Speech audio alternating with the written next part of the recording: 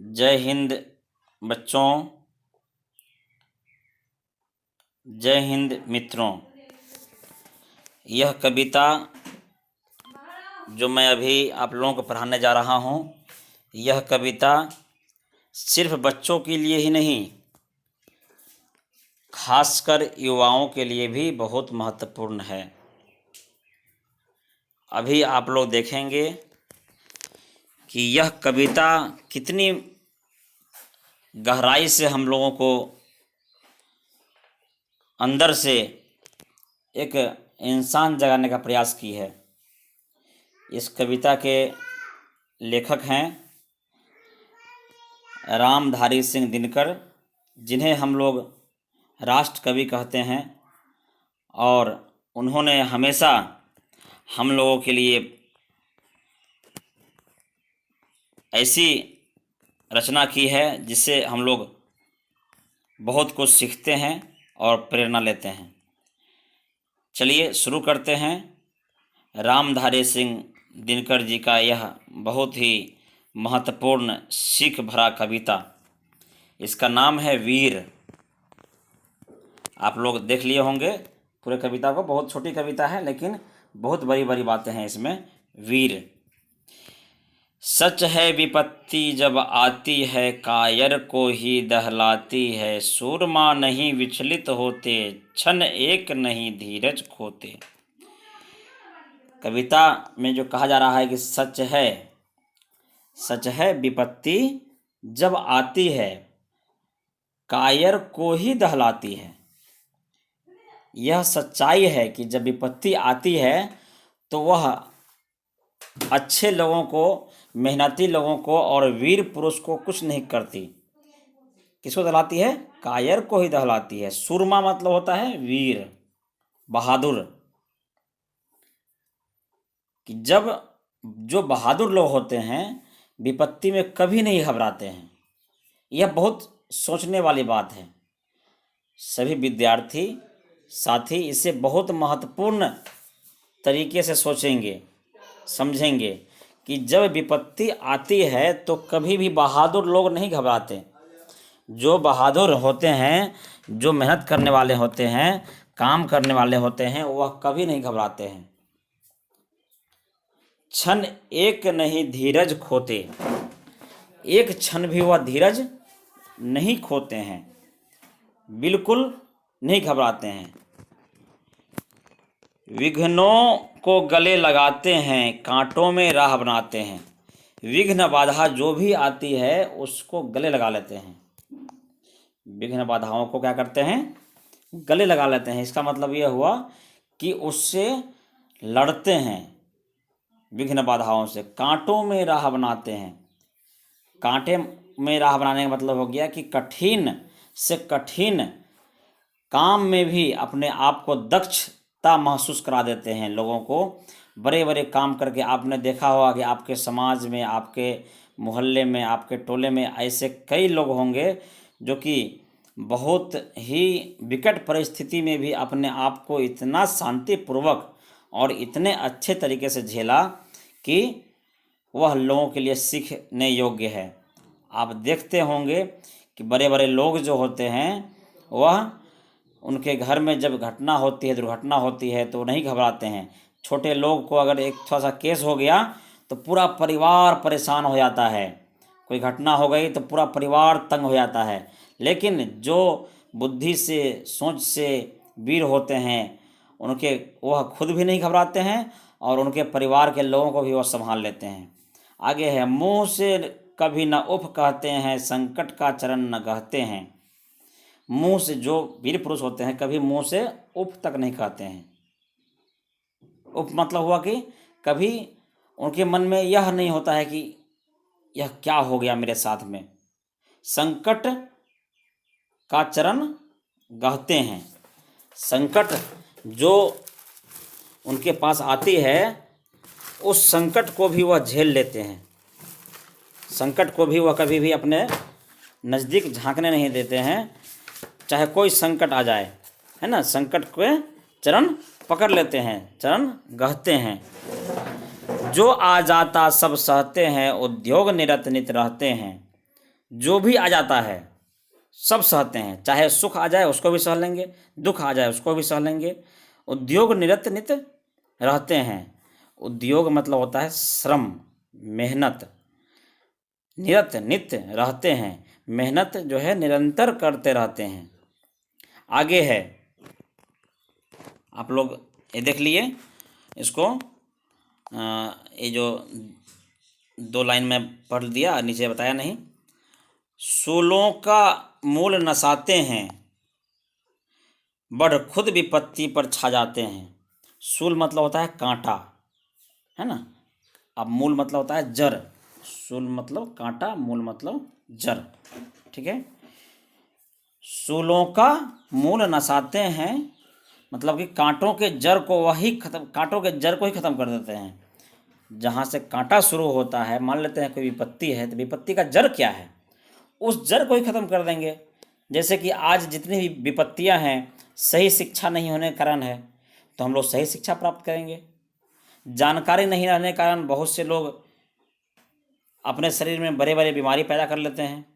कैसे खाना है, क्या खाना है, कब खाना है, कितना खाना है, यह नहीं जानते हैं, बीमारी पैदा हो जाती है, जिसके कारण जो है लाखों लाख रुपया लोग खर्च कर देते हैं। तो उसका जड़ क्या है, सही से भोजन करना, सही से रहना, तो उस जड़ को ही ठीक कर लेते हैं, जो कांटा का जड़ है। बढ़ खुद विपत्ति पर छाते हैं, और बढ़ आगे बढ़ के जो है वह खुद विपत्ति पर क्या करते हैं, छाते मतलब होता है ये हावी हो जाते हैं, विपत्ति पे ही हावी हो जाते हैं। है कौन विघ्न जग में ऐसा, जग में है कौन विघ्न ऐसा, जग में टिक सके आदमी के मग में।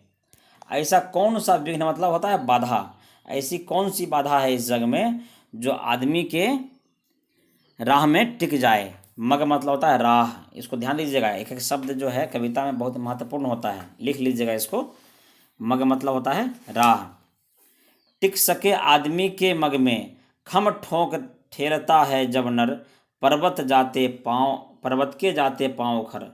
खम मतलब होता है कि ललकारना, जब ललकारता है आदमी और ललकार करके जब ठेलता है पर्वत को भी, तो क्या होता है, पर्वत के भी पाँव ख जाते हैं। पर्वत यहाँ पे यह कहा गया है, पर्वत का मतलब कि बड़े से बड़े काम जो होते हैं उसको भी लोग कर देते हैं।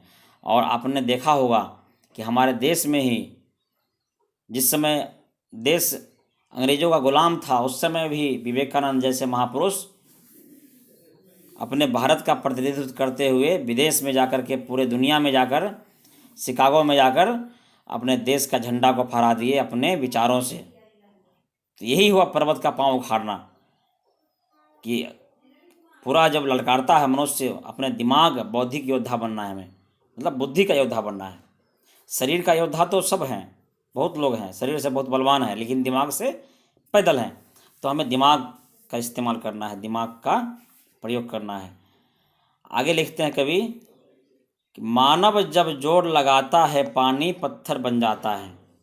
मानव जब जोर लगाता है तो क्या हो जाता है, पानी भी पत्थर बन जाता है। मानव मतलब मनुष्य के पास इतनी शक्ति है, जब जोर लगाता है तो पानी भी पत्थर बन जाता है। आप देख पा रहे हैं इस फोटो में कि देखिए, ये पत्थर से लोग पानी निकाल रहा है ना। अब ऐसा जो है हमारे वेद पुराणों में बहुत सारी मिलती है, पत्थर को भी लोग पानी बना सकता है, अगर अपने जोर से कोई काम लगाए, कोई काम करे। गुण बड़े एक से एक प्रखर हैं छिपे मानव के भीतर, मेहंदी में जैसा लाली हो वर्तिका बीच उजियाली हो। जिस तरह से मेहंदी में लाली होती है, लेकिन वह जो है दिखाई नहीं देती, ठीक है, दिखाई नहीं देती है। वह उसको हम लोग जब पीसते हैं, पीस के जब हाथ पे लगाते हैं, तब उसकी लाली हमारे हाथों में बिखेर दिखती है। वर्तिका बीच उजियाली हो। वर्तिका मतलब होता है बत्ती। बत्ती जो नहीं, आप लोग दीपक में जलाते हैं बाती, तो बाती भी जब जलता है तब जो है क्या होता है, हम लोगों को उजियाली मिलता है। जिस तरीके से मेहंदी को पीसने के बाद लाली निकलती है, उसी तरीके से बत्ती को जलने के बाद तब उजियाली जो है हम लोगों को मिलती है। उसी तरीके से गुण बड़े एक प्रखर, गुण जो है मनुष्य के अंदर एक से एक गुण है, छिपे हैं मानव के भीतर। मतलब बड़े से बड़े गुण, तेज हम मानवों के भीतर छिपा हुआ है, लेकिन उसे क्या करते हैं हम लोग देख नहीं पाते हैं कि हमारे अंदर कितना कितना बड़ा गुण है। एक दो चीज़ लेकर के चलते रहते हैं, जो हुआ सो हुआ, होने दो, ये है वो है, इस तरीके से बहुत सारी बातें हम लोग करते रहते हैं, लेकिन हम अपने अंदर के जो गुण है, तेज है, उसको हम लोग नहीं पहचान पाते हैं।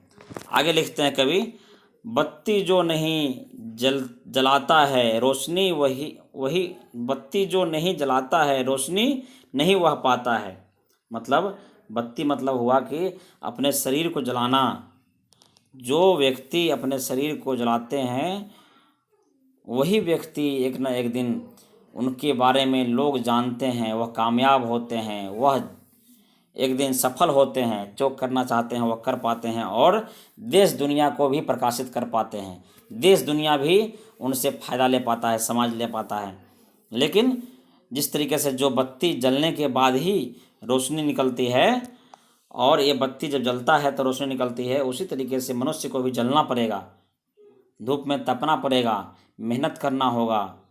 मेहनत से मत डरिए, तो एक दिन अगर मेहनत से डर जाएंगे तो हम लोग जो सफलता, जो ख्वाब जो मन में है वह नहीं पा सकते हैं।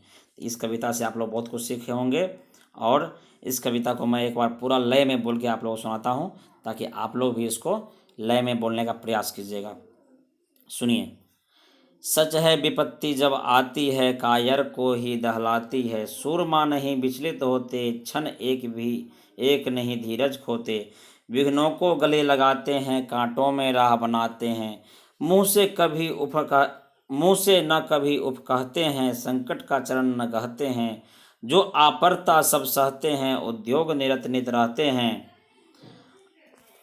सूलों का मोल नसाते हैं बड़ खुद विपत्ति पर छा जाते हैं, है कौन विघ्न ऐसा जग में टिक सके आदमी के मग में, खम ठोंक ठेलता है जब नर पर्वत के जाते पांव उखर, मानव जब जोड़ लगाता है पत्थर पानी बन जाता है, गुण बड़े एक से एक प्रखर छिपे मानवों के भीतर, मेहंदी में जैसा लाली हो वर्तिका बीच उजियाली हो, बत्ती जो नहीं जलाता है रोशनी नहीं वह पाता है।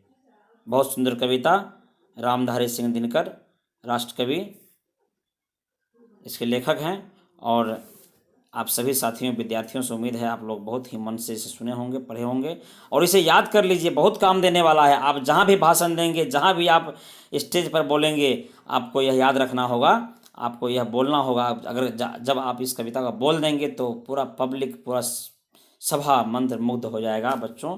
इसलिए आप लोग इसे याद कीजिए, इसे समझिए, इसे सुनिए और याद रखिए, अपने कॉपी में लिख लीजिए। जय हिंद, जय भारत।